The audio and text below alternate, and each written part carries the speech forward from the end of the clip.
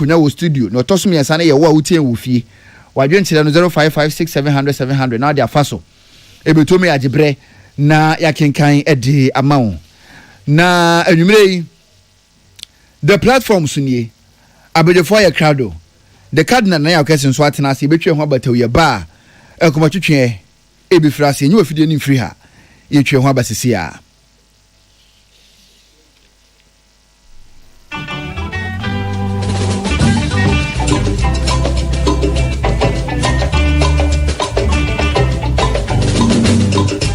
Baby, baby, Abwagana, Nagana Bayo, Ayo, the Feminwaro.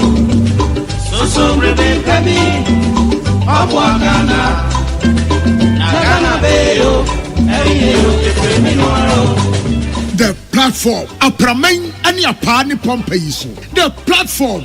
The cardinal Nana Yaukesi, son sonchi, a son senchie, and in senchia, a call batako bramai a sinukoso, a tua petiaman timfi, a sansa crocotiaco, the platform suni, as is in conda sisia ja amatran conda trenufua, Brana Yaukesi, the cardinal Tiajum, our peace, 104.3 FM so. The platform, Odoso Puro, Adi Doso and Sempudium, Amanyosam, Abrabomunsam, Asitramunsam, and Yamansa who was on some. And it's a wood will be a dear. And in this year, Naya Cassie, the cardinal, one in a poundful. Our the platform to be so. Wo peace 104.3 FM. A Jordan will credit number biada a free no or chocopim nondu. The platform our peace FM and somewhere is here the Abba, the Acro, and the Yatian the Ehu, Ninyan and Nudina Apreto, and the Nasombina Yansia, Nabanuswa, Emia, the platform. China what you be Ghana, Yamai Ghana.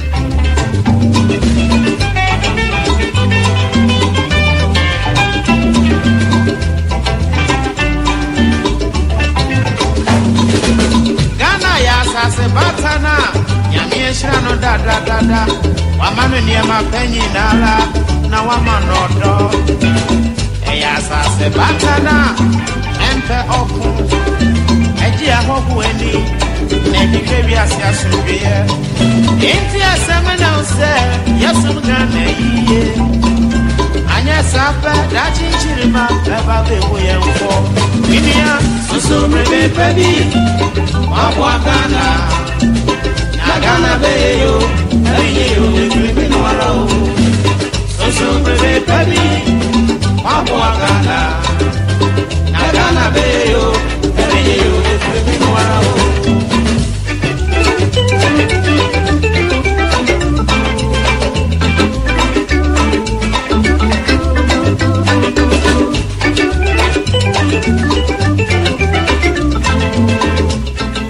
Abusia memamu nyina joda obia se obia do afide na to ase a utie da platform bia me da se anwumrei da se papa peace 104.3 FM so any the platform wonim say ye the bro joda ene ukuada bra na ngotwe kase ebo no akọ na wiye ye fam na ya okese wonim say me Catholic gidie dia mentoto na se enti obetime afrem the cardinal me enam di ho chia me Patricia Sefa Fisher Prince Bafo Asamwa Henry Kwesi Minka Enafe Man Sadat Omona Ashisha Midi ho chiame na nwumre mamu nyina ajo Honorable Isaac Yaopoku MP Offensive South or a ranking member Select Committee on Food, Agriculture and Cocoa or hase anwumre ehwe say ninua Honorable Dixon Chiredua MP Brekum West Bakufri South Bakufri West ono so beba beken ho na afi ye nyina yedi enkomo a efa Ghana ho na me bisa onwumre se cocoa price no na wote ne sen wo je ne sen na ate ne sen na afa ne sen tie ma sem bisa no o je ne sen ote ne sen e na ofa ne sen ene ye be bokoko ho nkomo pa asem ni nyina ne sen ne sikasem so afo odmonyamfo atoma forcing ahehye niema ni nyina owie ye wo se ode ani gie ene ahohoahoa e ka kire Ghana fo nyina se aban atu kukum na kuko na aban atumu no ɔse watum kɛseɛ paa the percentage no mebɛbɔ akyerɛ wankyɛ biaa ɛnkyɛ koraa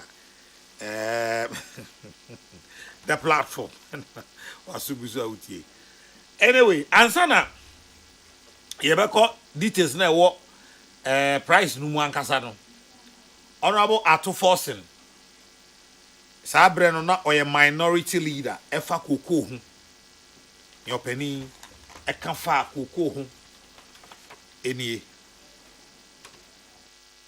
Today, the prevailing price at the world market and the exchange rate means that Cocoa Board will be selling one bag of cocoa at 9,700 Ghana cedis at the international market. Right, Honorable Speaker, the cocoa farmer cannot be paid less than 6,000 Ghana cedis per bag. Old Ghana cedis, 60 million old Ghana cedis per bag. The payment of 6,000 Ghana cedis per bag is critical because cocoa farmers deserve the benefit of their hard labor. Okay. Cocoa Piafono, Majumana, na Mekai Bra, and a man penny. Sabre no ono so a candidate JDM, His Excellency. Ono so cocoa price here the Okafa Hunie. And a way to revamp the cocoa sector. Incentives will be provided to our hard-working farmers to increase cocoa production. We aim to add 200,000 hectares of cocoa to Ghana's outputs in order to increase income of our farmers. And to cocoa farmers, the Cocoa Board Chief Executive has informed me that in August they will announce the new cocoa producer price. And I can assure you the price is going to be a very, very, very good price.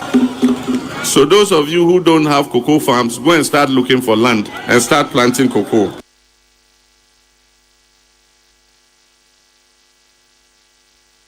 And a way to revamp the cocoa sector. Incentives will be provided to our hard-working farmers to increase cocoa production. We aim to add 200,000 hectares of cocoa to Ghana's outputs in order to increase income of our farmers. And to cocoa farmers, the Cocoa Board Chief Executive has informed me that in August they will announce the new cocoa producer price. And I can assure you the price is going to be a very, very, very good price.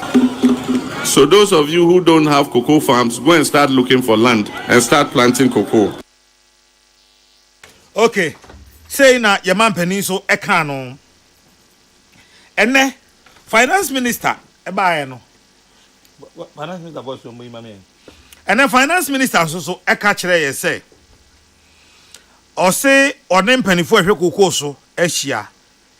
The Producer Price Review Committee of Cocoa under my chairmanship met and agreed on the producer price of cocoa for the 2025-2026 season, which opens on Thursday, 7th August 2025. Subsequent to this meeting, government is pleased, underline pleased, government is pleased to announce an increase in the producer price of cocoa from 3,100 USD per ton to 5,040 USD per ton. It is instructive to note that government has by this decision increased the producer price significantly by 62.58%. Mark that to 62.58%. But voice on mommy. Subsequent to this meeting, the government of Ghana is pleased to announce an increase in the producer price of cocoa from 3,100 US dollars per ton to $5,040 per ton. It is instructive to note that the government has by this decision increased the producer price significantly by 62.58% in US dollar terms. This increase in the producer price represents 70% of the gross free on board value of $7,200 per ton and aligns with the NDC's manifesto and President Mohammed's promise to pay the cocoa farmer 70% of the FOB price. It is significant to note that for the 2024 and 2025 crop season, the previous administration set an FOB value of 4,850 per ton of cocoa and the producer price at 3,100 US dollars per ton. Further translate to an amount of 3,228 Ghana cedis and 75 pesos per bag of 64 kilogram gross weight of cocoa. Enti minister no chire mu a ode baaye eno no. Na obu nkonta na aban de 62.58 62.58% ena abeka ebodada no ho. Na uchechire mu a the woman say enka so far 62.58% eno ankasa of a bodada no no fa say bodada na won 3001 no 62.58% no ebema 1,939.98 Ghana cedis. The card they can't 3,001 no one. Now yet 5,039 Ghana cedis, 98 pesos. So, and only yes, our fabo that no, no cash or the 62.8. But we know what you can say how beting. Tia beting and they say, or since they say per ton, no, I buy say ton no year. $5,040 and on the boa or de ma equiafo. Na sa $5,040 yi emu 62.58% and na wode ama equiafo no. Na sa na tie ana ananye sa na etie. Asembisa na aba so ne say Honorable Eric Opoku ene oye agric minister. One honorable Kazel atoban force na ono so ye finance minister. No mo opposition no sabre no. Na koko obo no. Na edwaman so enduru ba bia ene ye to no yi. Baro mo kan say sabre no. Saban person na akuafo di ni yie pa nka ban ama akuafo kra no. Na enye 6,000 but o say no kra na nka ban person na akuafo edi ne pepepe hu se akuafo hu hia na ese nka bag ba ko etimi ton be 9,000. Utie honorable ato forcing boys na boy na osinka na esa ban ebebo eton be 9,000 mame hwese sa anabi amena manti ni ya. Today, the prevailing price at the world market and the exchange rate means that Cocoa Board will be selling one bag of cocoa at 9,700 Ghana cedis at the international market. Right, Honorable Speaker, the cocoa farmer cannot be paid less than 6,000 Ghana cedis per bag. Old Ghana cedis, 60 million old Ghana cedis per bag. The payment of 6,000 Ghana cedis per bag is critical because cocoa farmers deserve the benefit of their hard labor. It has been said in Umreni say, Sabre no ana wo pre 6,000 amakuafo no say aban de kodwa manso a ye friend bag no aban nya 9,000 e wo bag baako ho enti aban amakuafo kra no ese komai be 6,000 Ghana cedis sabre na kokko buo nduru de ne ye to na dwa manso no enti honorable atofo se na e de enti na wantimi ama akuafo ne kra kokko buo no akosoro no na aye for sustained period no I didn't know when me my 6,000, at least 6,000. Now my 3,220, which is 128.8 Ghana cedis, and now the two cocoa so MIA, a DNT and a YSR. Wenty and mene and monyam for me no on mina yam rashet beja for honorable Dixon Chrebia, a MP, Brekum West. Or Wabemu on the Wabemu. And our Honorable Isaac Yaopoku MP of Enso South on also opposition. On also opposition. The Abamu for the Aroma Samon, but opposition for now was Zembibri.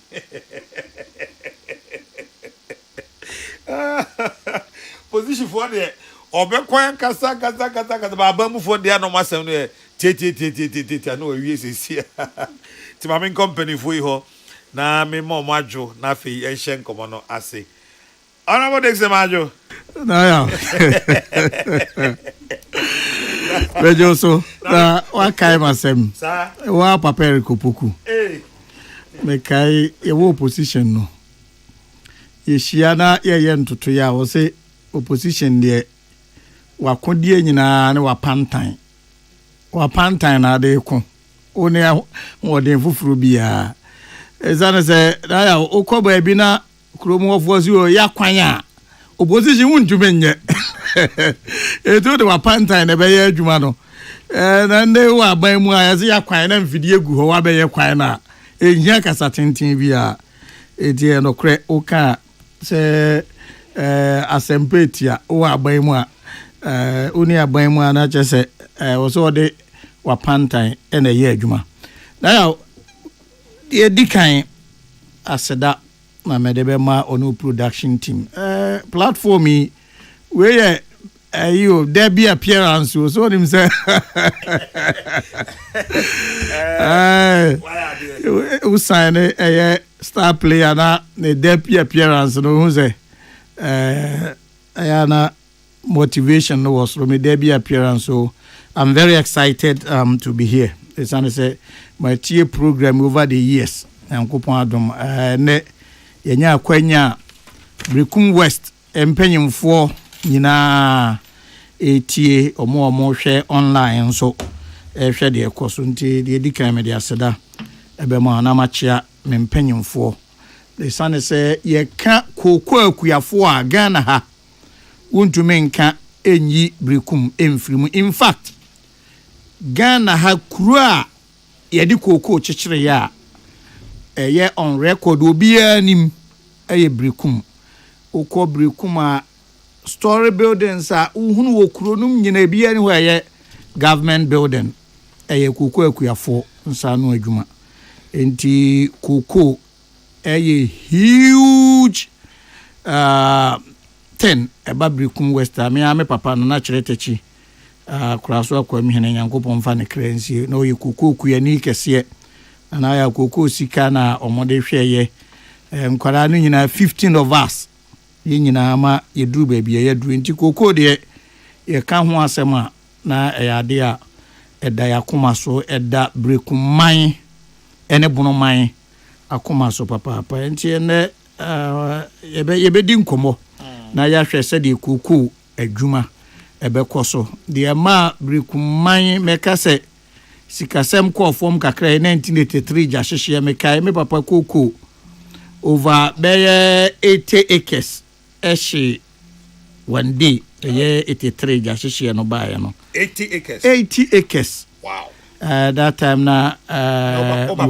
ya kwara machas ye primary school ye pon school awia and ye better that very bad news. But in the last 15-20 years kokwa asan ya ma ne homene so ewo Brekum ne important Brekum West especially eti minim se ne yakuyafo etie hwe nhyehyɛ papa aban ewo makokwa akuyafo beyond farm gate price ababontin the future of cocoa industry ndi anya manwa se me ya menu arande be ye chief executive regional koye dikan na bono ka ho ne first store oba abono region we ya nchia me ma honorable me situate and the discussion no in contest am obi am say obi so nchebia nchia ka wo ye na ohun say wonni bibia ka na wo de kosa anwan no nkomo aye bedie ni awo kan enye ho kra na nenam so ho papa enye ze na me kan ya na nim se onim se Brekum West ye kokwa adwuma sei god ye onim ye Western North money kasapen money ade wa hafo de wonim ho ye di kasapen money ade obehunu bad Brekum de Brekum me nkofo ho pa menim Brekum me ba gene komisa asuomo kwa abansre ne ade a madam for usu date menim se date sa na nwumre wutie me senior minister Mawadwo Brekum de menim ho pa me nkofo Brekum nti na me lay foundation no ye enti me ka kokwa asema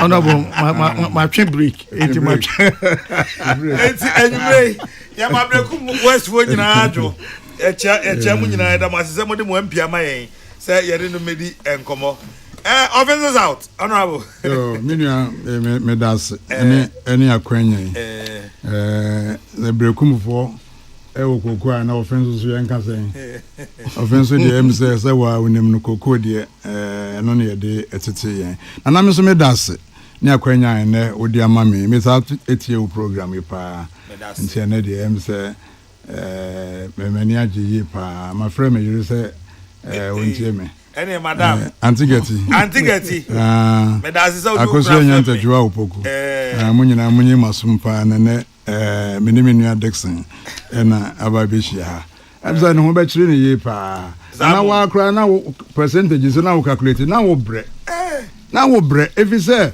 ensise so e be di ho nkomo de ne ensise so percentage no say de hin no mo de ye calculation do say yo mentumi ho nti na de e be di ho nkomo pa na mo ama promise say mo be ma 7,000 mo be ma 6,000 mo ne akuafo nyina akohia wo dade so aba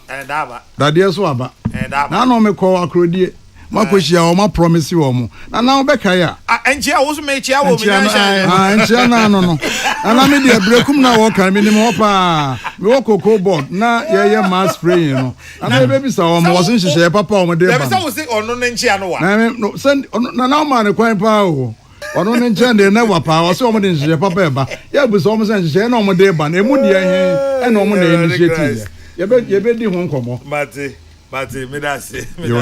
Ya che Offensive South fo nyina. Offensive South ya che o mo nyina me chia me na Dwamena Kenten ene Offensive hima ene me na Kwakudu ono na ye dentin hene ono ba bia me free pa na ono na ye Offensive ni fa hene so me chia o mo nyina me chia me na amasewa me chia na nyakon obia mechia offensofo nyina ene megedi se ene omu nyina etiem anwumre eda o mase nananom ye boy mu ase mama adwo anwumre so yeda mase se munya ye ho adaje now honorable Edison me pesa me no free ase mu opposition sabre na cocoa price na wo kwa adwama so a na enduru 5,000 ye ne ngoken batene sabre no mo kan kire MPP aban se ona akuafo opeso na akuafo di ni yie pa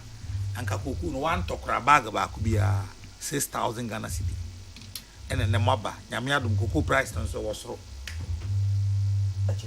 cocoa price no so e wosoro kama ade na mo ntimi amaye at least 6,000 Ghana cedi kama amaye kwa na at least mo de 6,000 na nka na mo amoka ada mo ntimi amfa amaisa na yawo memfa kwanyen so na menchia Ghana koko akuafo esane se koko na yedi akyekyere oman abesi sabre ye nwoma suapon University of Ghana Legon yenyina ni mabakosem koko akuafo sika yedi ye foto ekosha ase nam soma yewieye yede ho ba kokora ayen kaidum eye akuafo ho besi sabre eti enei gold oil ne de ekeka ho nyina abeka economy no ho na mom koko eda so eye fapem kese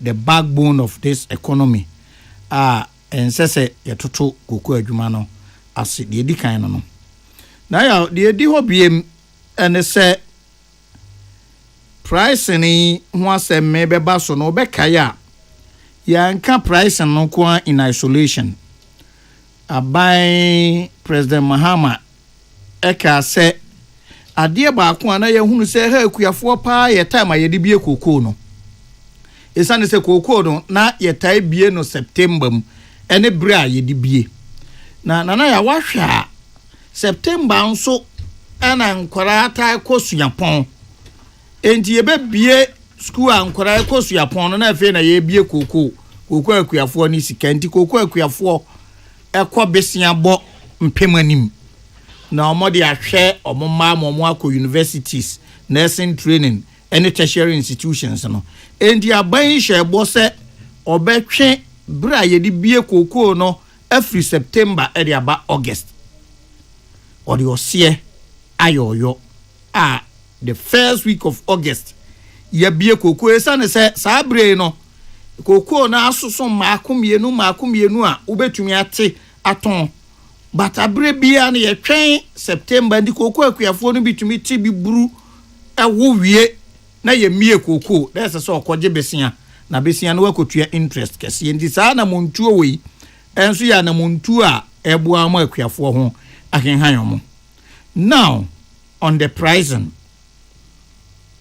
nana ye won nneɛma a yɛkeka bom ɛde twa koko aboɔ deɛ na yɛka ho asɛm saa bere yi na saa bere na yɛwura atofoɔ sen ɛka sɛ ɛsɛ sɛ koko akuafoɔ saa bere na ɔmunya bɛyɛ 6,000 no na ɔka kosi so sɛ yaban no ɛte akonnwa so ansa na President Mahama ebe free so o free so no nso na nhyehyɛ a na ɔwɔ de ba aban mu ne sɛ Nyankopɔn boa na yɛ ba aban mu a sika a yɛde betua koko baage baako bia de yɛtua mu akuafoɔ no anya hwee ɔhamu abupan aduoson ɛyɛ of the FOB price ɛsɛ sɛ FOB price no emu 70% ɛkɔ akuafoɔ hɔ na nana enkyiremu ni esane sɛ aban ɛmo atɔdwe aban emburu koko aban enwona srene na ɔno akoton koko a fam sika kɛseɛ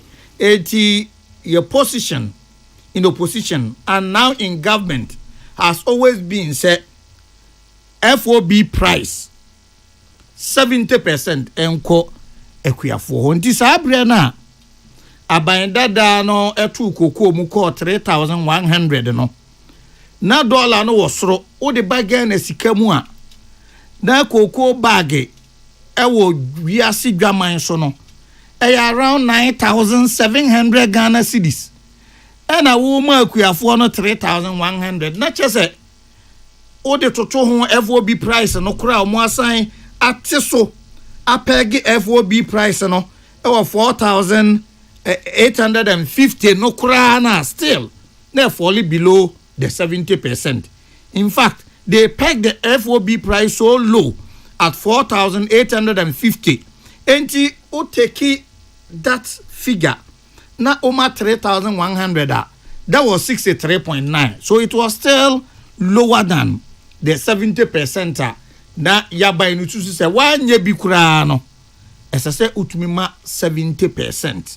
Enti 70% na still omuntumi miti notwithstanding the fact say omo apegi FOB price at 4,850. Say see ayeka say nana FOB price na 7,200 ye pajamu ena ye hwe so e de atu akuafo no sika ese efata na yenya ya nana mebo the point we yenya ya na nka ye besanya kwa ni mo na mom situation afi eye 2025 2026 koko sector no ewo mu edie no before the dikan before we call koko sector okay me 7,200 na then because can say more the frafra FOB minimum FOB but more can dollar na more can see dollar $7,200 $7,200 per ton FOB no free on board value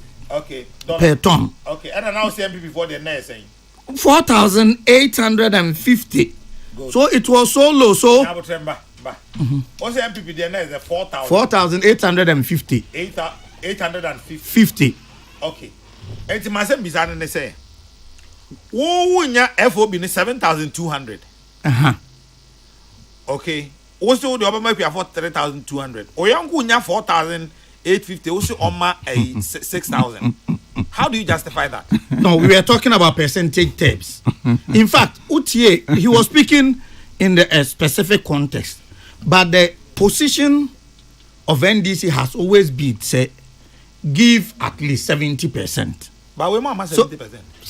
Of the FOB, the 70% of the FOB, it meets the 70% threshold of the FOB. That is the difference. Now, Nana, and no more woman here. Young clarify Nana, no more woman. We are ye na ye ma 3,228.75 per bag, no. Ye on the back say in the year season 2023-2024.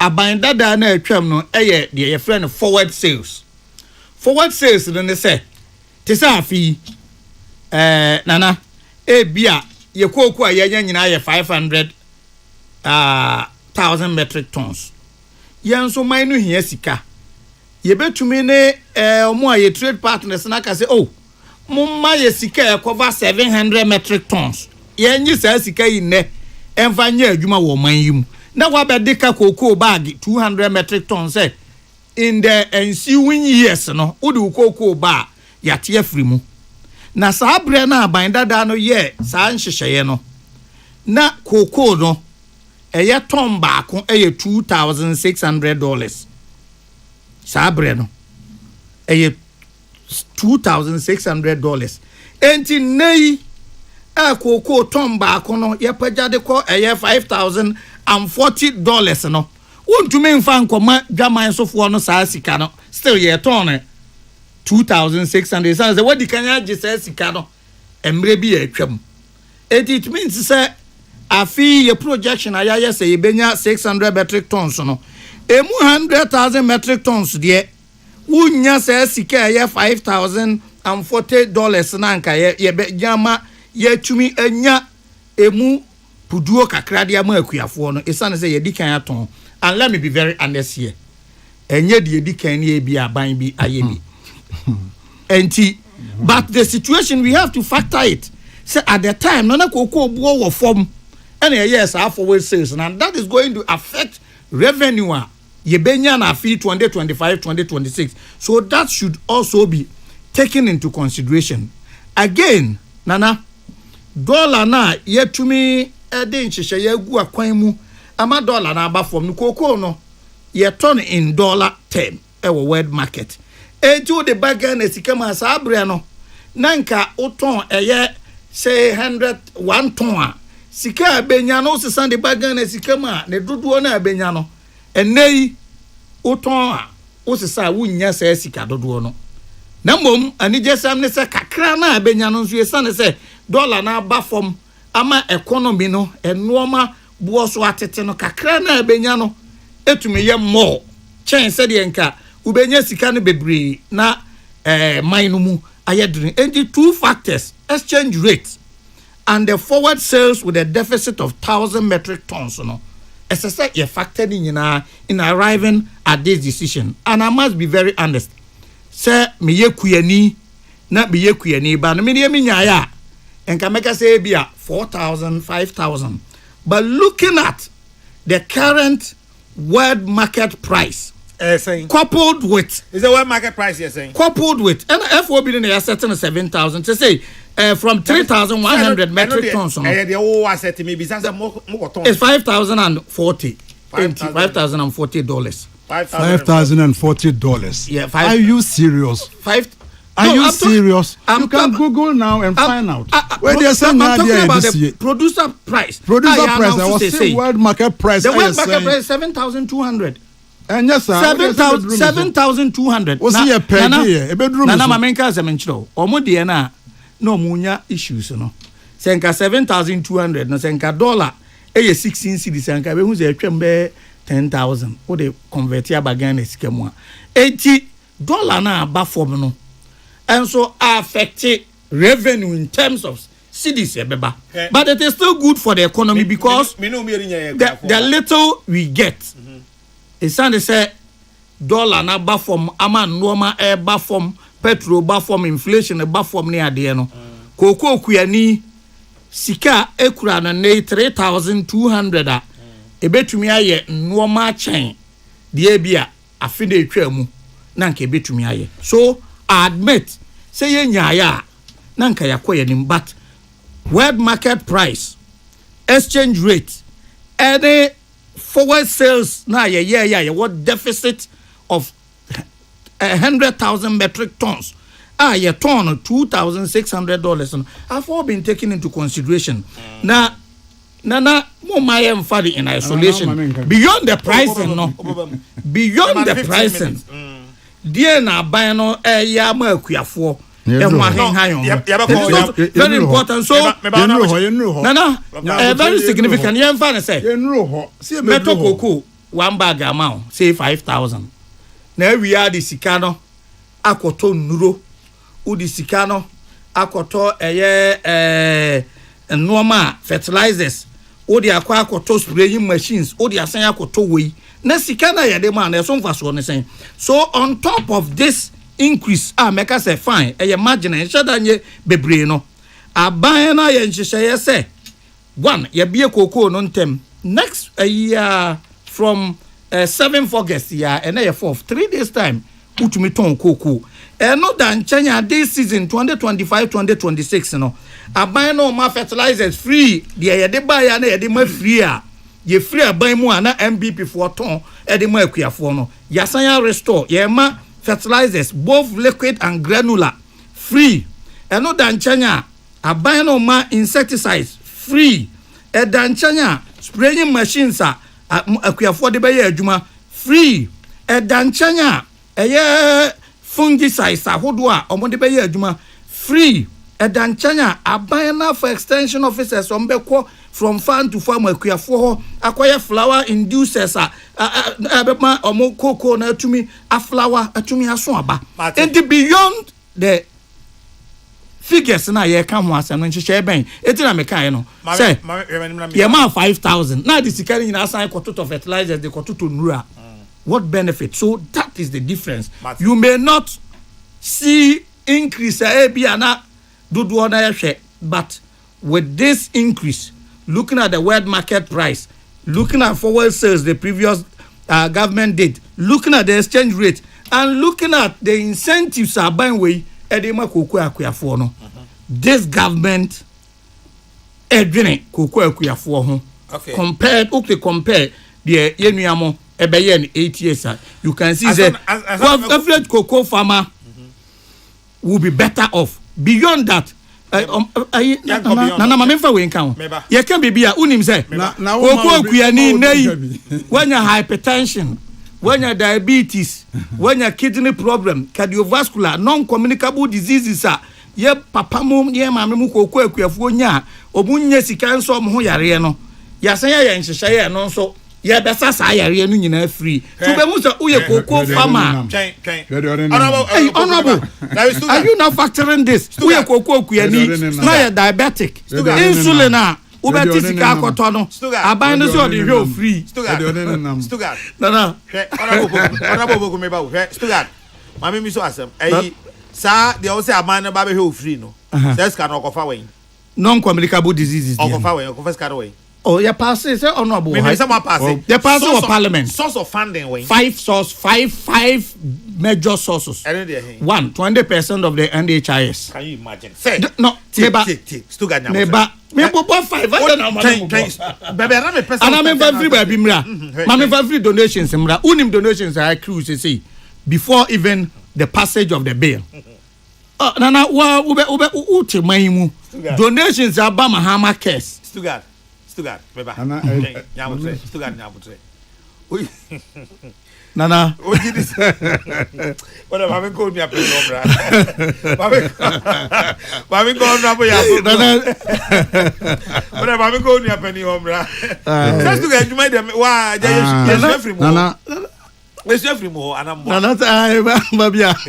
Babia me do koro. E wo tra na. E be kasa. Mate. Nana. Uni a protozoa so chia o. Protozoa so hard you. Protozoa is a very good man. Very very good man. Honorable ya Opoku. MPP de Shekronkron. Offenso south of war. Ashma no enkran so mesi wa na emu. Eja nana ne ho ye me wanwampo na mum me de beche no efisem se kokọ adwuma no onim mu papa nti nsem bebre o kan ye ne bebre no na me de beche no na mum menyi bia no kakra odi kan ka se cocoa pricing no ye nye no in isolation na kane ne ebie cocoa September na nye no kre cocoa ye bie in October and September yeah ye bie in October and September that say get it right and September and October 1st October and ye bie cocoa and September 1st August you got it wrong so accept it so you even let me also talk please Wait. Said, you are strengthening my case. No, man, tumfutrongu amanfueni. And Anaya, what has that got to do with the price? What has the dates got to do with the price? Yeah, the price in about August in Yanyadeng. It has nothing to do with the price. Now can you and so bien yinamu. And so bakukra enyinamu. Nana MPP buy 2017. Na cocoa price na 475 Ghana cedis per bag. 475 for 2016-17. You're taking over 2017. And an world market well, price. Let me also talk. I was quiet when you were talking, please. Honorable Stuga, wasn't there 475 Ghana cedis per bag. Okay, from 62. By that time, please allow me to talk. When you were talking, there were so many inaccuracies, and I kept quiet. Please, give me the respect. Honorable Stuga. But I'm also for 15 minutes. Why? Now you're 475 cities. No correct. Yes. Oh, it's me Chantro. Me my age Cocoa board 34 years. Mo maintaining 3 years. 34 years. Yes. Now you buy no. Na world market price no. Na and then I'm 2,400. It me cry buy 1,800. A tiba sao. Samre no. Me na me age Cocoa board. Ni Yakoji syndicated loan 1.8 billion. Yakasi ebeto koko 850,000. Yakoji, are you suggesting say na abana mubedi na dia na koje na NDC abana na koje. Okay. And the projection was say on beto koko 850,000 metric tons. They ended up buying a little over 600,000 metric tons. Afeno nyamencha dia yeto koko 900,000 metric tons. Difference in nyina no ne confess kan wayene. Sa 1.8 billion one cedi kura omanya. One cedi kura omanya. Ya no moka cocoa board edeka cocoa board deka cocoa board deka. E ka no wan e start e body go ho. Ba odi meba eno so. FOB price no o say MPP term no yen ye pegeye. In other words, no, he's trying to impugn, say, na artificial, na real. Ya pege. Are they also saying, say, 7,200 now, Makotun says, no. Is it pegged? Is it also pegged? Nana, send ya mekaya no, na cocoa price no, a hoover around 2,400, umo na ko 3,000 kakra, na ako, asan abanechi, sa. And now, Obekaya 2024 no El Nino no ebaye no. Ema the whole world in no cocoa production equal form. Country bien ni one the production it may cost ro. Enti ema price no all of a sudden no cost ro. And the cocoa drew 10,000. It drew 10,000 na pe. And now NDC for started your press conference. Poku press conferences upon press conferences. You are to forcing platform upon platform. Almost a minimum 6,000 cedis per bag. And to some rena no mukasi entry 6,000 cedis na and ne omukase exchange rate no aba from cedi no appreciate and a well market price. No monim say conditions no ebeye permanent ana.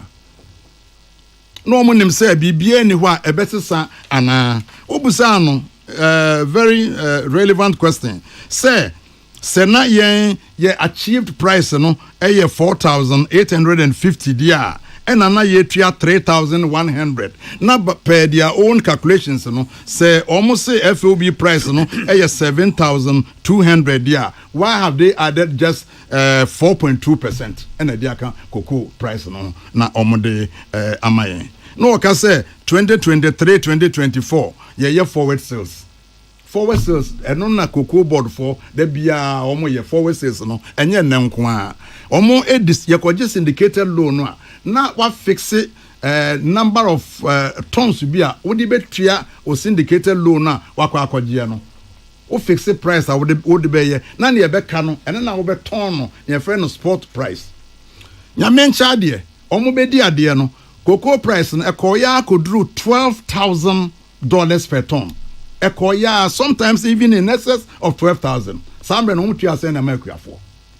omo tu ase na makuafo na da bia nana ya ya na meka se o papa wowu wagya oka na wagya oka japade odija won de ummoso efri January ebepem samre sika sen ene omo anya every Bank of Ghana nana do per me estimated calculation no between 1st October ebesi February this year no na $3 billion $3 billion oh and an alpha Bank of Ghana some exchange rate near $15 what they multiply in excess of 45 billion oma kasi achire kuafo oma makuafo enwe se sika yen sakandie tino na make say o papa ewu ejapade odija wo en e ka wo boy nko na wo ka ho asem ejapade ne de onka eno ho asem enchire ujaka 32 billion o koko ujaka 32 billion Ghana cedis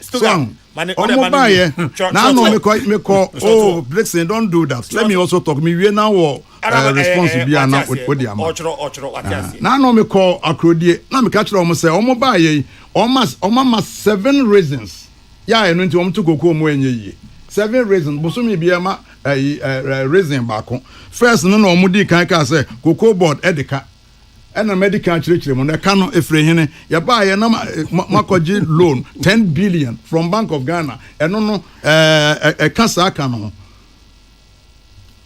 nanado ye deka cocoa board deka ya ye musa wo mo se omo ba ye transfer grant nko a omo tua na fie eyesen transfer grant we ye MPP ni yenko ha we wonko ha we ha wonko ha enne woko omo hospital na omo clinic na Cocoa clinic directors e wo nam because health professionals crowd e nya omo sa omo nyina proceed on leave omo nyina o proceed on leave ya transfer obia and transfer grant omo tua in millions transfer grants ya omo tua no no omo si Cocoa board ya Cocoa board a collapse mo ba ye e de na mo ye ni differently mo ba ye de na mo ye differently no ka say apart from friend is saying 3,228 na omutua no omo san ye niam bebre enyam aniwu enyam fere mo ba ye mo nkyere intervention ba ko pe just single one amodi aba say ye the fertilizer free fertilizer any friend high tech program mo na mo de ba ye high tech program mo na mo de ba ye na ya na omo kase bibi ye free ya na omo ni nwasem eno na wo so omo tua 70% no 30% na kan mo de be ye den they are not going to get money from anywhere cocoa board cocoa akuafo sika no a omo tibi no ene ye de koto fertilizer now the man na wasa aka kire ne say we dey money free enti wona wase omo ne nsam emfama wo onye hwe na in any case no sa program no anyam na mo de ba ye MPP na de by a friend Cocoa high tech program so we ma men kan kire o ni how can yes spraying machines insecticide any fungicide no and no your friend mass spraying no it has been free obi anye kuafo hwe aye free sa entiman claim credit nyam na mo de ba ye I will say extension mobile ma fe nipa ba kokra mobile ma fe nipa ba kokra extension mobile ma fe nipa ba kokra de eni ma nso mo Cocoa fo ma na mo de so bo chair akosi Cocoa fo no mo de si Land Cruiser na mo de ko eno no intervention mo de aba na we say ye be ma akuafo ye be ma extension officers akọ flower inducer eno nso ene de menti bi da nanado eba ye na pollination na minim hand pollination woman de buy hand pollination where flower inducer na ye wo chemical bia ye spray na ma flower bebre aba eno ye na ye de buy ye chemical ye spray hand pollination nyom na de buy ye na de buy and am say omo nkyere ye one single intervention there's none absolutely none omo ni bi ba kokra ni ho omo say ye na ye mema free season but my question is this honorable now my mean you media woman mre o mama obi super osumama mama fa kakra bi nka ho be ba ko penka ho so nanado buy for 32 years there be a kwaji syndicated loan afi bu so omo kwaji bi nanado na se mon developing model a yan kwaji loan bia mu ewra edu metene so anama sorry adwuma wa bɔ no cocoa board no nye bi ni kura ɔmo na develop saa self financing model na enemu use yankɔgye loan ba kokra yentua interest ba kokra ɛno mo na ba so na adeɛ ba ko a wɔn nka nkyerɛ akuafo cocoa board yɛ Ghana yɛ ne Cote d'Ivoire ɛne yɛ Cambo mu ɛne yɛ call international market catch them say yɛn yɛ produce about 60% of the world cocoa price living income differential we introduce it mo nka nkyerɛ akuafo for every ton of cocoa bia yɛ ton bia no yɛnya additional $400 ɛde ka ho yɛnya bi de ka ho intervention ben na momodi aba wo beka we say ye be ye we say nyina mo na mode sa enema na bai na me ka say LID no living income differential na me ka say mo say world price no tiba below 2,400 and mo benya sa extra dollars na ka ho there be say no dey say nya ton wie ya say say dey say wosoro wosoro nti wo ton bi a wo benya o mo fa nka ho nana metumi aba Nana me time so ana. Time so ba there still got money from you am about so remember time. Nana already issue my trotro. Money honorable bonopona. Nana ntina ye ba price no ankasa. So ya na me bisa wo mo say na omo ka say yentua 7,000 and 6,000. We they assuming say conditions ebe static ana. So me akoda adia ba ko brofo misuan foforo pa na mekura asika na atwerechire no condition is permanent. And your car dada. Canada pa na no condition is permanent. Na no na yewura Erikopoko ba parliament will be file a question be on this cocoa price and Ebusa na say afi de cocoa nchana say. And I'm sorry na say afi de wudwane. Afi de wudwane. Cocoa ncha agrikasi bi. There be the call finance. Enti dwane wudwane. Yeah the call finance. Let's go here no. Sanko Yano. Nana. Sanko Yano, but I know parliament. It's on the lighter side. It's on the lighter side. It's on the lighter side. No. It's on the lighter side. It's on the lighter side. Even interior minister no. It's on the lighter side. It's on the lighter side. It's on the lighter side. But say Eric Debia okan kuku asem no. Mene no anka even though na nse mase banka me kan bibia fa ho na nanti yanko price na nkasa so ana for bond Paul price on amenko Stuttgart so na mentie me text messages enti price no ne aye kan say mo promise akuafo say mo be ma wo mo 6,000 cedis per bag na mo nim conditions na nyina if say yewura boahen edu wan fa bibia nsie Oba Parliament ebeshia Agri Committee samre no na yewura Erikopoko na ye ranking member oba information e wo ho bia so de makoko board bia o de ni nyina ma wo mo including production and betia form including the FOB price and wo ho including the exchange rate including contracts ye be rolled over ni nyina na wo ho so na 7 reasons no na sanka o ma me kwan ka me keka bi ma me nkɔ ne hombra wo de home so ma me nkɔ ne hombra enti Stuttgart unim me ma 5 minutes we are me ma honorable so 5 minutes na fe me tie me text message no be bo nana show ma o tie o ka say o mam bi ono comporto no pa mo enti pa so ono so start ya memem enko nana we wa ma me shedo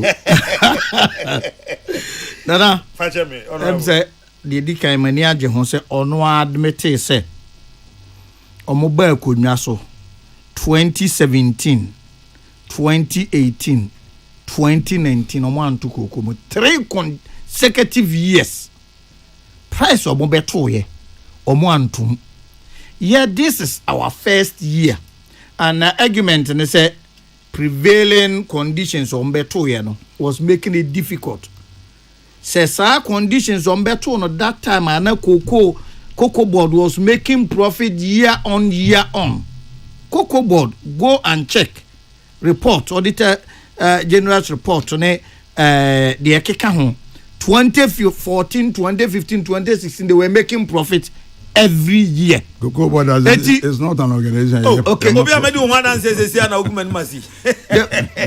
Surplus, if you put it, if it is not profit, but surplus.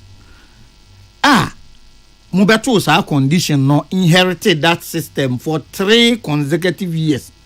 One to cocoa month to say beto about 2020. And amukopeja cocoa buomu. NDC and train the next 4 years. Say you say train the next 4 years. And say you to cocoa maybe by that time. And shishaya ato forcing the egu akwemu. A Greek minister de egu akwemu Cocoa Board de egu akwemu no ye ka say ye twɛn the next 4 years e bia nka be paja cocoa mu be 100%, but ye ntwɛn notwithstanding the challenging situation ye inherit ye with cocoa sector Cocoa Board nkwa nana 32 billion ka ye beto ho no o dispute that factor na. So you have 32 billion sitting in the sector. You have 100,000 metric tons.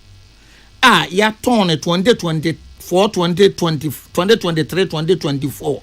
Aji hun sikawi a fi wo be supply akọ. Ye wo exchange rate say cedi na man homene so.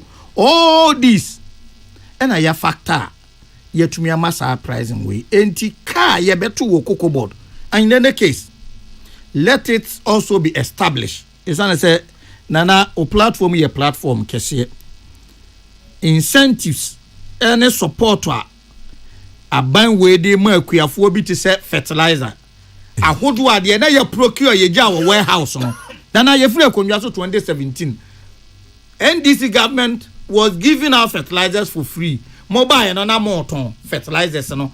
Ama kuyafo ntumi nto fertilizers no mama ne go warehouse ama fertilizers na expire. That is the situation ye di jam and how you treated cocoa farmers. Cocoa kuyafo nyina enim de ye ka ho asemi. Enti no be ka say cocoa fertilizers ni ade mo na mo de bae na mo ton ma kuyafo ana. It was under NDC and na ye dey ma free. So all these support services ye ka ho asemi.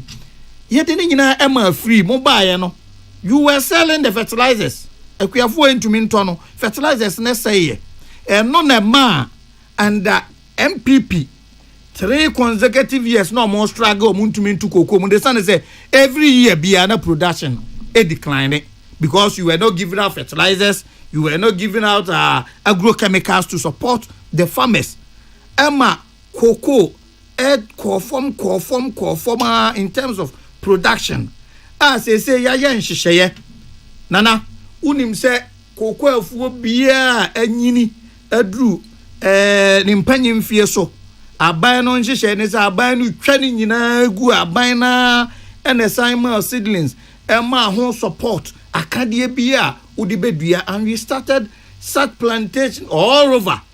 Aban no ashase e provide this support we nyina enti ye ka cocoa ekuyafo a under MPP omuhunu sede na nwomatie na under NDC omuhunu sede nwomatie no nti na madike admete sei situation e wo ho no wo hwe price a abana da eyade a ebeboa next year ye stabilize the situation na ye deal with the debt a omoja 32 billion yete so na enoma kona kwan mu a ahwe NDC a ye baba mu from Professor Mills, from President Mahama, President Jerry John Rawlings to Professor Mills to President Mahama. Afibi anyone na yen tukuku mu. Enya no correct.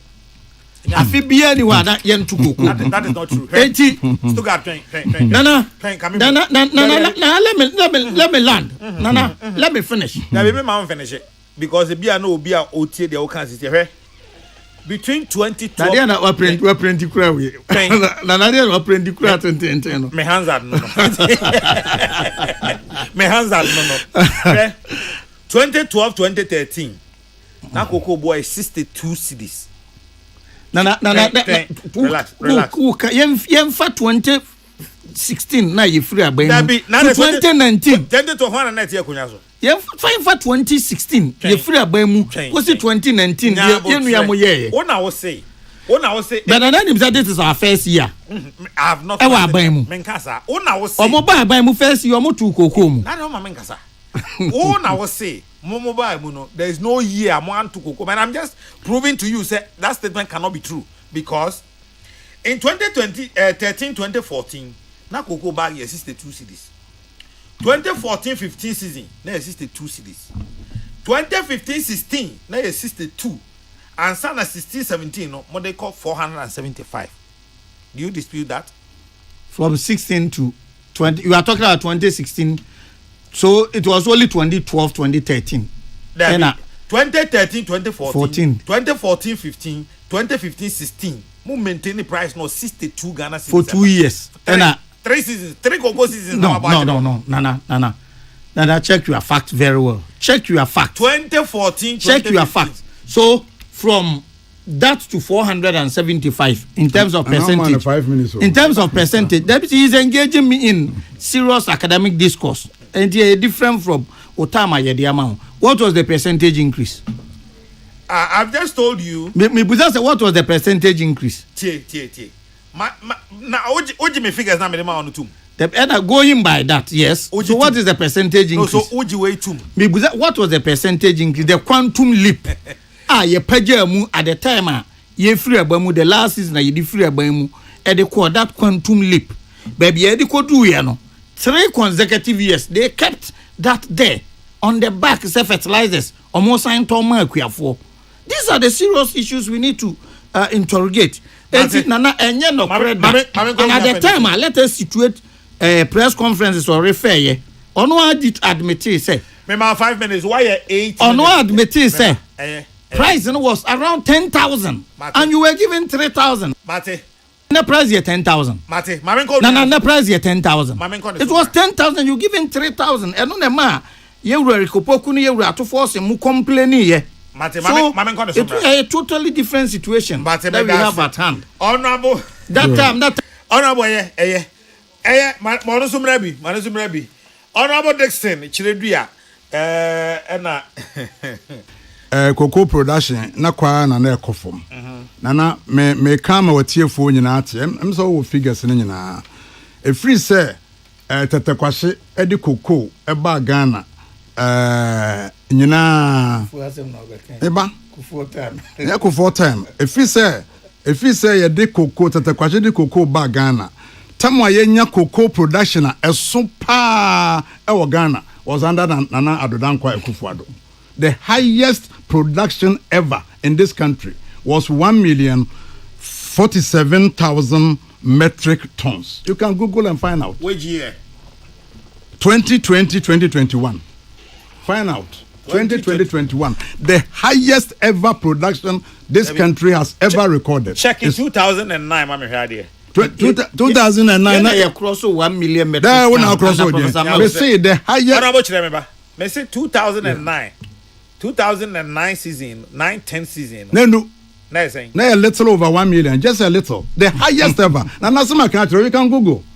The highest ever production, highest ever was 2020-2021. The highest ever this country has ever recorded is 2020-2021 under Nana Adodankwa Akufo-Addo. So, NTBBT. No, I know the exclusive production. Production. Cost rubber for. Honorable Stuttgart. So, na oka debt na mse medical chire mu. Debt na mo contribution yesan. Mo contribution yesan. Na make us work kwa ye na wakwaje bosia. Na ubuka bosia na okwaje no kwa na oka. Nso abodi aban de umu hu akonta chire we left surplus. No. Honorable Chere, Pacho. The standard of this show is simple. Unya o time. Now I count there. Honestly, the timer. No man I can there. The Pacho man can there. Why, Mr. I know. Contract rollover 100,000 metric tons. Nana ye buy no 2017 na ye inherit ye no ye take you over no ye inherit contract rollover of 194,000 metric tons. 194 contract rollover in the day. Contract rollover no say wakwaje contract syndicated loan and what say what the cocoa say ton say ɛna ebetuaka so ho na ebia BBC ye na wantumi ante saa cocoa no a na me fan say bia wo de 600,000 metric tons and betua syndicated loan no na at the end of the day no wantumi ante cocoa 600,000 metric tons no na wunya 500,000 metric tons 100,000 metric tons no ube roll over so no watua eka the following season and na all refer to sa 100,000 no waka say yeah enunti ema omuntumi entu cocoa price me no contract roll over no. It happens, it's a standard industry practice. A see baby, Cote d'Ivoire for Omokaso be produced 2.2 million tons last year. They ended up producing 1.6. Almost roll over 500,000 metric tons. And the one, but in any case, any American, yeah, buy no, you inherited 194,000 metric tons. Yeah, did can want some, more. So now we can say for a number of years, took cocoa. Between 2012 and 2016, Nana, una way. One was saying people 4 years did it. I saw Muntia 6,000 and now 4,000. What is here can be that? And now what is here can be that? Young Kabi, if it's here realistic, realistic into young Kabi that. Modia Moon say price no I call 10,000 and I must see in 6,000. The price no call 12,000 there and come what you are saying. Price no more breast so I call 12,000 and come what you are saying.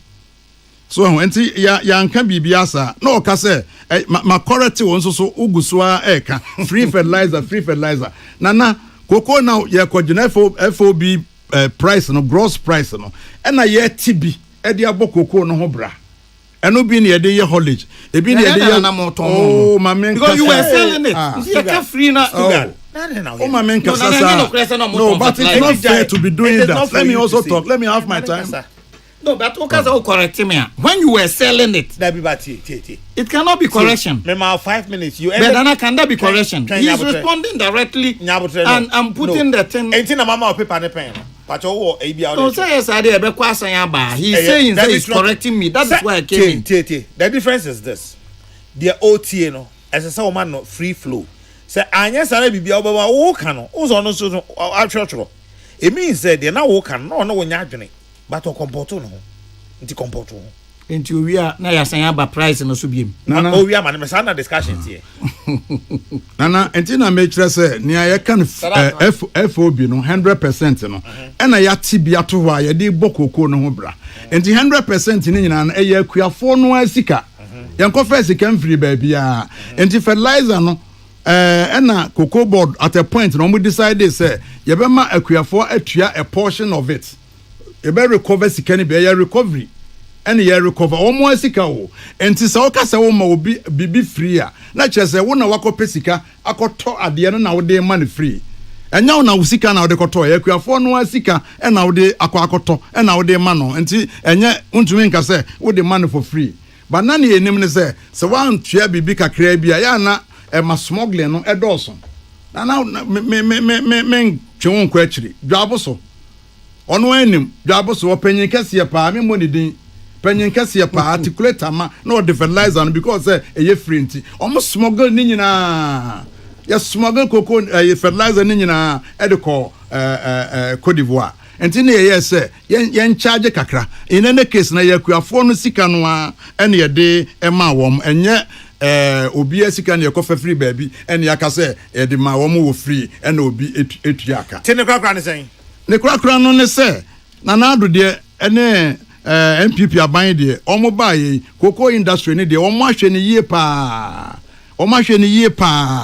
na sani na me ka no emse awie no cocoa ade ba ko a ha cocoa pa ya hwe be ma cocoa industry no agu no cocoa swollen shoot na NDC for ba ye omo se akuafo no a ene omo a entwiti sa cocoa swollen shoot no na ya cocoa swollen shoot no se wanye no mass treatment wanye no block treatment na o ka say individual farmers na nya e be je wonsem individual farmer na ye call FOB mu na wo madua cocoa no e de afase na virus no cocoa swollen shoot virus no every part of the cocoa tree is susceptible just any part bia yade ani to me ka no enti cocoa no ewura na hine ni mu and this cocoa ni wu na wodua cocoa no fast ya ne nyinaa bɛsan yɛ reinfected ne nyinaa ɛno nti na nado adanko akufo ado ɛkɔgye AFDB loan sɛ yɛmfa nyɛ saa mass treatment no na sesi a me ne wo kasa yi 70,000 hectares is on board 70,000 hectares o ɛna sɛ yɛte so ɔmo ba yɛ sɛ yɛgye wafuo no a na yɛbɛ siesie amfie mmienu ansa na yɛde ama wo ebi wɔ hɔ a yɛ treat na ɛnunu mfie mmienu ɔmo agyae aka nwura mu mate mami tie ɔmo agyae amana aka nwura mu mami tie de ɔmo tie yɛn so ɛde aba na nwumi abusua for the platform ɛno aso egu so a wotie peace 104.3 Honorable Dixon Chiredua MP Brekum West or Asei and Honorable Isaac Yapoku MP of Enso South on so ampanifo emienu and am no more AD and common nemom Abekan Junction constituency the man Sadat on a represent here man Sadat the Cardinal Sadat the Cardinal tell almost say na man futi pa sawo man futi almost say omudi koko hu nkomo na adwenkyere a mode fa WhatsApp ne so na me de sha ase we feel I'm taking Rashid Tema Gulf City osina na nwumiri odika chia wo na afenso de atodwa say bra na ndi so opposition no sa bra no ru asami jemfi se wo kan say wrong say FOB no ye de be price cocoa o sen ka spot pricing na te say da ho na cocoa fo omo na ese ne no afia ba ne say change of power ba FOB ya na mo de determine cocoa pricing o say very very wrong. Now was it now 62.58% no crumpa. And was a cocoa no or motor of 5,039.98 pesos and yet 3,228. And this has come Ghana for. And now I'm taking Rashid Betu more. Baroski as a Sewa. What is the DNA? Was so long and short. Dr. Atoforsen. Any and this is now. Mobile can count on my sister, you know, I've been at say, name Kuntupunia Dada. 3,100. Mo de kwa 3,228.75 o se nada na so mo ka se kokun kan beto 26,000 Ghana cedis e de na sesa o se kokwa kwa form nsori kokwa kwa form nsori na ND Sadada Ghana for wo so ora Francis Asante Regional Secretary Hopeful Kojo Bamba National First Vice Chairman Hopeful o se ochiamo na Cardinal your friend me Gabi na urumina for to forcing o ma mera hopo pa Ghana for someone so kana monti o se ya dada mo na sana da we die Guinness Book of Record o se kum e bin sida ne die no good evening na ya kase e frame Kofi Boateng gomo ojobi aben dada kokokuafo price ntumu abayi pa den kan bompa nkeye wa dada kokokuafo pa o se enchan komo no nyafo aida jo se du MP ayensu an o se uye adwuma pa o mani je ho koso na bo adwuma kwadwo ba fi Pogba odi a o so odi betumu enu no nana e frame asana media de bia me kan say say political leaders no ye nyomo amfiri ho ne ampe committed leader bi ma na ndi Ghana ni mu a MP ba say ya NDC ba say ya Ghana no ye be kwaso atene EBC mu a chenti mi den keminya ya ye ampe committed leader bi ye nyi 4 year period ni firi ho no ndi Ghana ni na politicians no ye nyomo mfiri ho na asem sebe asana dia odi betu mu eno no we sina na akasa nyimire mi chiawo o si we die aban na dada kokokuafo wa dada kokokuafo pa we die ye kan ne sen was what you know how one tias and under suspect foul play bo baby nana poku ayika do blow also the betu mu no nana NDC cocoa price no matum 128 cedis per bag no nana me dwene ho am tias here me de bia me ka say doctor say come despite onyiniti the better man me diga nanim dog no politician onyere djuma tama da ko fans ko politics na me okropon na me okropon ewi ase o de kotia sorry Kofi di free California US and odi ebetumu na from Romeo me watch na meeting the platform anwumre politicians omon kan no kra na also ono de no can no vote and intino ono so come say adwumafo nyina no so chiamo so contest na ya kase anwumre me chia papa media ne de National Women Organizer Hopeful Rumanyamfo mebi so wakumsen na me chia na anwumre odi tiawa Dominic Edifrika so CP o si owura John Domani Mahama Ghana mampanyini sebere bi otwomo no ka se Ghana for refi asam tentem abusu minsia panie o mampanyini there be bocha ni Ghana for remfie wo so ba ye kurampo no ha na ni a by 30,000 workers wo ye omadwuma mu so ahu central for year bro mo ne kan ho kokko bontu mu so sei dia ene na kokko kura for rebe ho pa wo so no nyamfo mebi so wakumsen nka National Women Organizer wo so wo chiawo Masawood Kumasi Bantima was the President John Dramani Mahama ni ndisa feli kokwakuafo na sebro mo opposition mo ka se kokoo no committee 26,000 Ghana cedis per bag e de na asesa o si we di kokoo kwafo rebe hopo pa wa bra MPP e pegi kokoo price na 3,100 no NDC for ye tin se mo ka okrumu a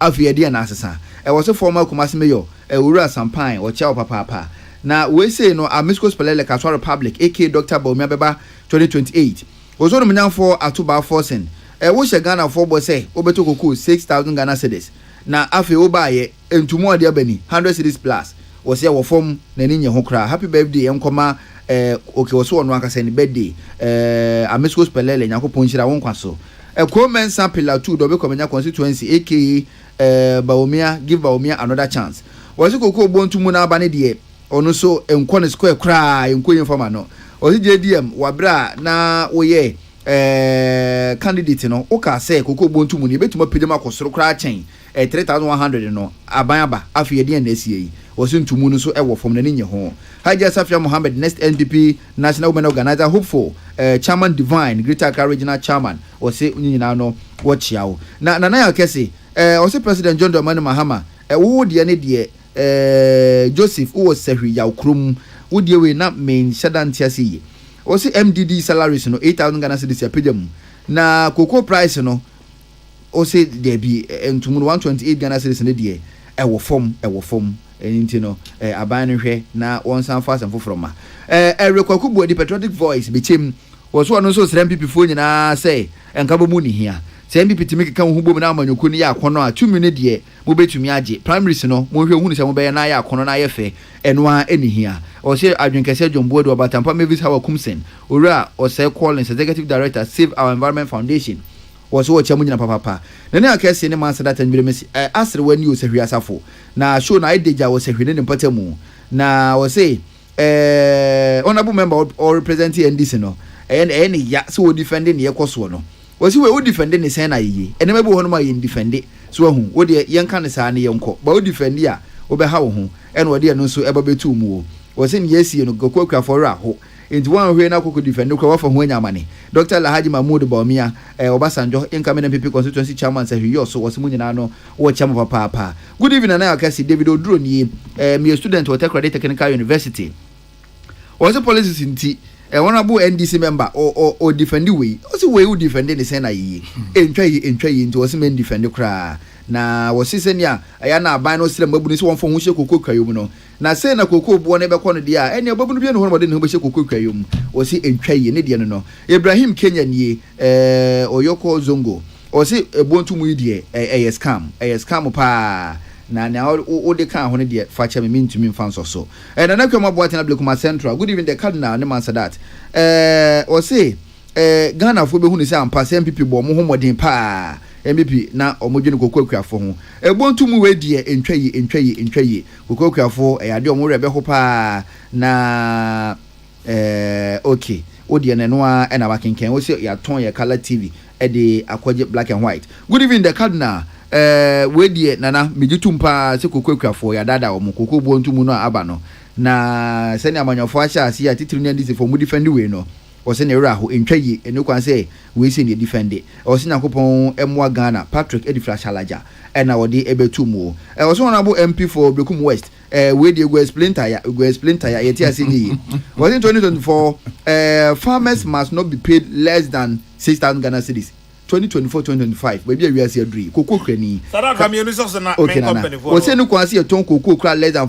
6,000 Ghana cedis ka o de mon ton 5,000 poi o se enye resetting agent resetting we dey indeed resetting manaba Steven Pantan Village o so dia o di ebetumu eno no na we say friend Kamal Amasama Bruni na na akase according to finance minister to force no o say the easiest way I betimi dey tua koko for koko kra for kan say koko no na nka ye koton no international market a ye nchemu miensa ban be fa ba ko na mienu no ye de makoko kuafo abase saba mo betena so afia de ntina sabo se na mo ka sabere bi atwamu no mo fanya adwuma wo senka koko no nka man tokra no it's supposed to be 6,500 Ghana cedis sene na mo position na mo ka no etintumu we pa de bi ewo form Ghana fu so mo enye Dr. Lahaji Mahmoud Baumia was say one of the best candidate to beat me LED MP last one na me dey esorese no was honorable member representing NDC Debbie we di entwaye was koko rehabilitation program na wo kan ho asem no na say MPP na sha ase MPP na chance ye enti mo kasa mo betiti Africa ko ogbo no nya keka ho a o say enti ase nim adwenkyere aka akire no dos na so ye bre no ayebe Martin Mansadat made us a company for this year, but before that, Florence Odro, after a fierce award and Suman Sahara, and there you are order Opapa, Mine Skido, and no mammy anti dansoa, and Unianumina, see a Mautinka Florence Odro, Yame, Emma Uniunkwana, Emmy, and no Ayania. Now, I was to God. Nana, I'm saying, Pachomba. About 5 minutes.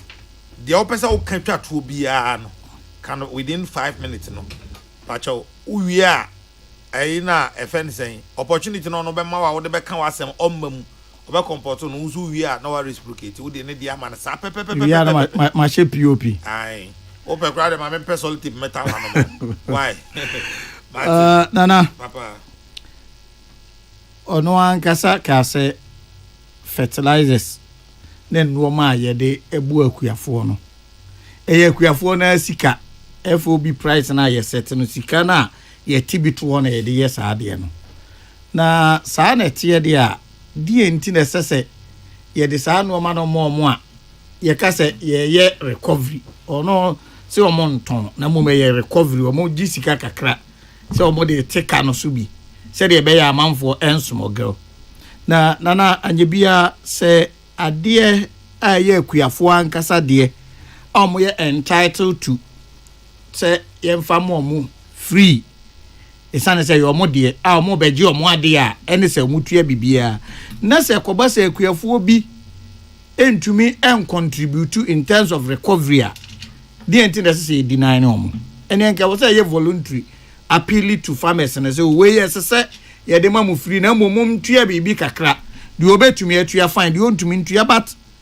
ye ton fertilizer na amo mo se wa nya sika ankoto a na de kire ne se unya fertilizer no bi ema fertilizers no mu di gudan mu but ema fertilizer no essay ye mo koto guye me kai so say under a MPP Abu Joseph Boyan Edu one of the things that me na me nim because me kuku piani ni say o nhye say obekọ ukọ fence or district you are office ho a oye kuani ni ntino obetwi ne oman yan hyehyeye say utikoko a no mate fertilizer it is a high purchase ntino enti se de nipa onkuteska onya fertilizer but ade a eye nipa ne de a wo se ono a de sika wo se ye de man de koko sika enka esese ye de kabo no ho na ban tibia ode ye nuoma bi de bu akuafo enu bi na ye de to fertilizer no enti the issue say wutua ne neyo say ya mo wakwanya say beje na ton koko a wabetuo ni nyina eye ton kro na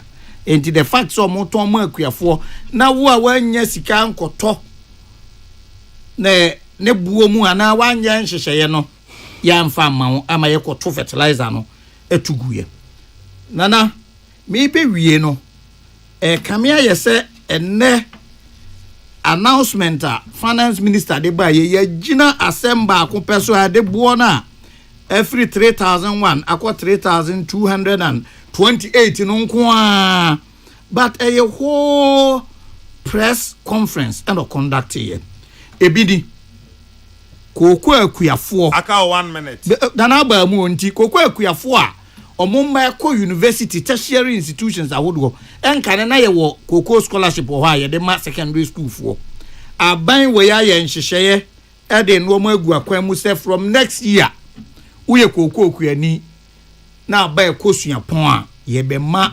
tertiary scholarship from Cocoa Board. This is unprecedented. The edikan a sa nhyehyeye we e ba nti enye price no nko a ye de ma no na mo ye nhyehyeye a overall ebe ma akuafo ho ahenha yomo enti nei nana oba ekọ medical school fee paying na say yi a obetu over 10,000 ne ade na ye koko okuani na aba be ko school free a sika na ye de utu aka ne bia na nka de ko hwenti hyehyeye we nyina no yem kan nyina mbom na yem hwe famade ma mina mintu yem hwe enhyehyeye a famade ma mina mi gotu nana are you discounting says our scholarship we emwa and our scholarship we ya de ya kan over the years say ye man kwara no school Cocoa Board scholarship where the ma secondary school for creative they say abeye free ah say me a teacher ni o me koko be ba be secondary school be free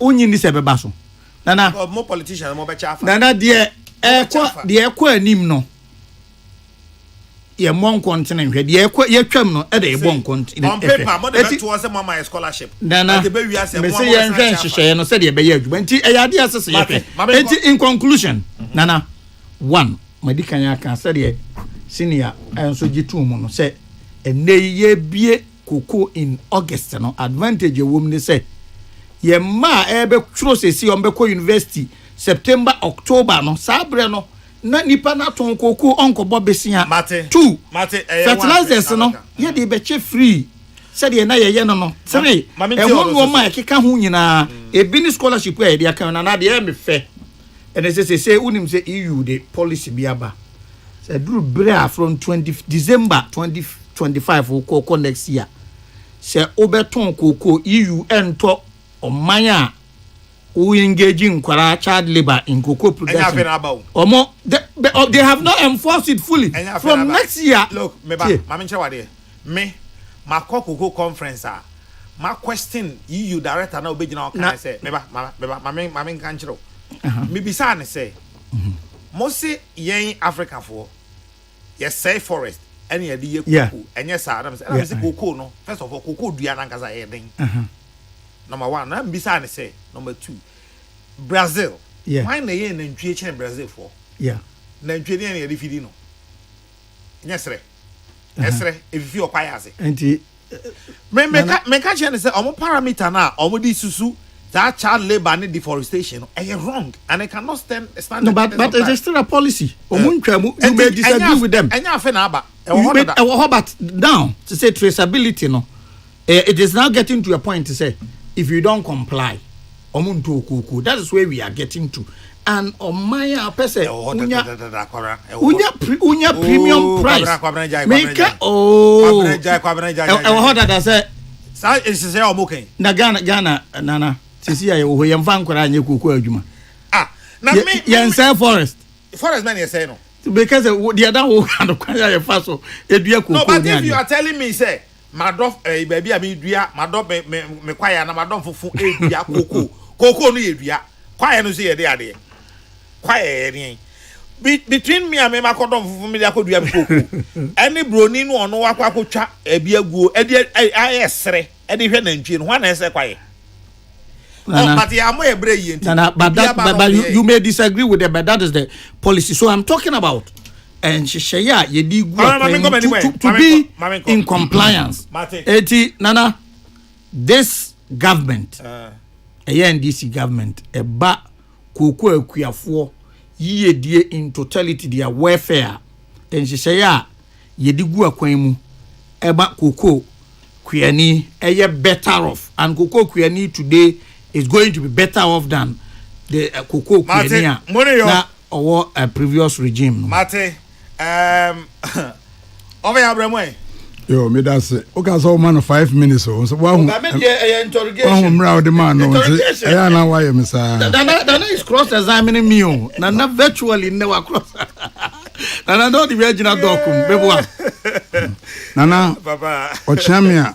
When mukasa ozina we de wasuma wa wutie callers omu phone in wutie nsama omu akekae nti we de men kama masam callers omu wi na mu achi aba na wi na mu achi aba kane no na ye kase bibi ye sakawa na menyini na kane ne ye kase bibi de qnet scam no no na menyini enne na magye di pa enna ya announce cocoa price and a majedi, the man who says Sakawa, a hopa. Then a Maujidi. That's our price we are on dear baby, a Sakawa price pa. Then a Maujidi. Then Majidi, no, sir, would chase any uncle for Kaye. Oh, mamma, but customer by my 6,000 cedis per bag. My friend, we are for Nina, we are for any GDA, and then I will count youth in cocoa. And then you've been our catcher and say, Uncle Yoko, Benya GDA woman. Obi anya gidie enne kuani bia wa fomu na odo no te se ya announce sa price ya na ode ne se kan beto Ekwani bia ni we na wo anigye mu. Sakawa price ya wo mo de ba ye. Afi na wo de ne nam. Na my friend Sakawa price. Na Sakawa price 6,000 no. Na wa ma 6,000. What promise 6,000? Wo ma 6,000. Na wo teso. E de aba 3,200. Enye Sakawa. O mas come akuafo. O mas come mo fi say enei o betimi akogada akuafo aka akire wo mo say ye traceability, ye reforestation, ye child address child labor, ye way scholarship na mo de bae. Sa ni o keke nyina na make say ye 30 FOB you know mo teto on ene ye de koye scholarship ene ye ne scholarship bae ye ne scholarship buy a year to pay your 6,000 cedis and stop the excuses. Pay your 6,000 cedis and stop the excuses. 6,000 now be piano. After the excuses way now koma. Excuses way now koma. And na media men come makasa no enye tenten. Ni aye Kenya na and say omo promise akuafo say omo betua 6,000 cedis per bag and e ama wom. Ye ni aye Kenya na and say omo ana omo promise. Akuafo they also deserve better. Say want to mean try man spell it. If you cannot write, if you cannot spell, you don't write. Mwana moka say mo betua 6,000. Muntua 6,000 no e ma akuafo. Na munyai excuses bebre a mo de nenam e ho amode wada no. President ka say Akuafo will be very, very. And now can imprensa. Our voice now wait me abo. Akuafo will be very, very, very happy. And when ye, Akuafo are rather sad. They are highly disappointed. It's a shameful price. Chief Executive, or say, Obetu Cocoa Bonum, Amanatra, Babia, Cote d'Ivoire for Etiano. Sano Kano, or Shia Akuafo no. 3,200 citizens, what they call Cote d'Ivoire for Sikama, Sano Mutia. Oh, and now down kwa enti media mesre yewura Eriko Poku sababia ye chichiri aboano ehwa na ye gya no onsan koda de so aba onko no onko pakuafo chew say he was reckless ne okaye no wanka ne yie nti opakuafo chew say 6,000 no okaye no na ode dada wo mu na ye vote pe yewura to force de ono na say okura ye pes skani nyina wo ne ho enti o promises 6,000 skani nyina wo ne ho enti ba bia obenya sika de atua kuafo 6,000 ne bia no onkonko tua ema wo mu yempene ton yempene no a ne ayehwehwe every aban we ho an say they should honor their promise and pay the 6,000 cedis to cocoa farmers nana mawie so medawase pa panifo mi enu medamase anwumre say mode munyansa no madaje beboa ya adwendwen Ghana ho na me nya sure say enkomo ye de bewie wa ha den Ebesaba. I got 5 minutes, no, sorry. So 5 minutes, while we see me na numre, me de mount.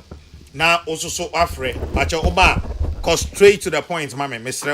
Oba, now I go straight to the point. 0302 248 787 257 900 257 901 0302 248 787 257 900 257 901. The line. Okay. All right. Hello. Alors, Nana Okasi, yes, me prefi approach mas ya from Abu. Okay, Abu. Nana on them ranko pa. Enti no me bisa papa no mam say Akufo do talk ko 6,000 and can da omo bat swana. Mo ba Nancy John ya president o man pin o so obo tu kokko mu boom kra into sata no na dollar no na ese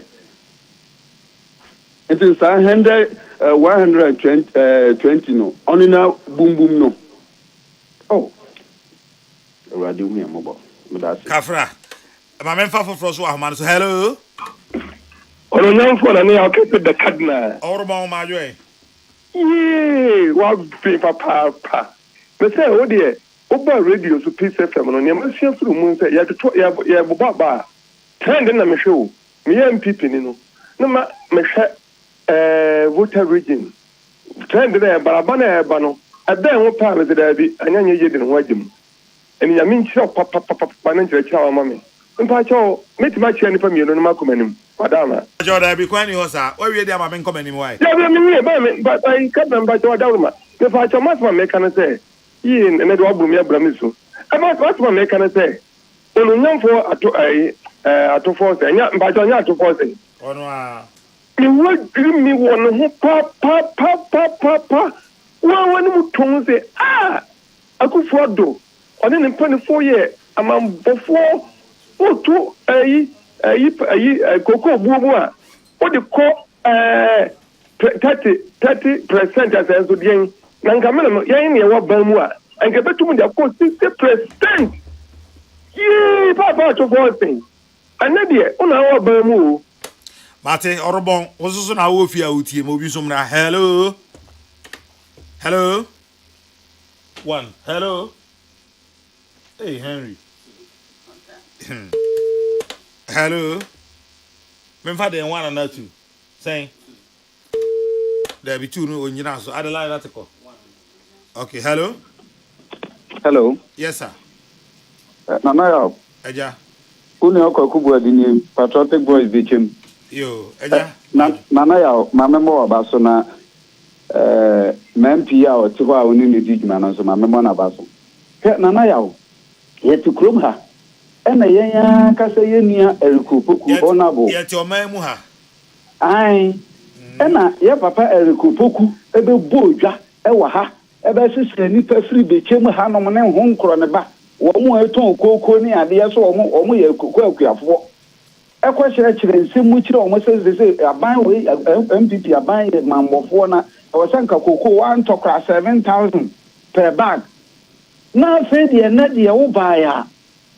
Koko no 500 cedis kura went me amfa nka ne MPP ye no ho be say 100 and something cedis na ya me media koko no bi o mama ba mu kura abu e kire say ensama wo be kan no na MP ni kan no mbra yi have bi no time pa cha wo say ensam no kan no wo pa MPP for cha no wo di ntro e no na ye fa so won sama be kan bi no amen call for so hello. Oh, hello. Hello. Yes, sir. The Cardinal. Eja. Amen. Cardinal, the crowd in the time he and this is one. We do my thing. Okay, it's my movie. You can say this in the dinner. It's a good. I didn't cry about sitting nothing. I'm a Athena. And I said, I thought someone. Ebe kan pa na ko ma ade o ma na entai o ma ni gana fo o di gana fo yes enye that hello Sir, the cat Kafra uni credit so pemna ni say hello Nana ya Kesi the Cardinal Alhaji Gado Onimi Gana for nyina bo abafi Nana ya Papa atema na ya kase NDC for omode omonka no kwentre Gana for amafo ntiase enne saa sakawa ntumu amodi ya no sa ekuafo so omonti omonfa ya comparison emra former president Nana Dowo said ya odi yomo na enne dia omo ye no omo fan ye tutum na mo je na aban pa na odo ekuafo wow anya taka wa ni ama na omo atupoti no begina omo kikanu we ya antumu amodi tuma ekuafo na amodi yambo se mamu enne Ghana ko ahu NDC omo tunu omo ban na medium best say ye MPP for yan kaya humbom yan ya kuya na miwari se mo say 2028 ye beto abanu Ghana for be ka say yes Nana do mrazukra na eye chenwe o beto abama ma ya sama abamu oni ngam ya dima my last caller hello Nana Kaisi. Yes, sir. Omo Yawura papa Mr. P just go for India Pacho wetu ama oneso kakaka ho ama Mr. P okay just go for India Mate P meet you Nana se yeni su se mtinye bia Sasa Nana ya kwa Pocheche no say increment na 2000 na baba to so Entesa. So over 2,000 now. World market price no then before time now 49,000 no we no 52. Okay. The 102,000 but ye turn no bag ne dey 122. Man say madam Bukra ban say we dem be aya do. What to poko different 2,000 so my idea pa. The way my things is me. You know any calculation we dey. Ma ya. Akwa for no month ya su. De no mu say. My promise was 6,000. Could can you be a grandma? I'm 4,000. Afra, I was for and I'm the movie see and Henry. Now, may I do my own Patricia, may that say. Prince, Koranguya Chine, edit our block with me. I'm not saying.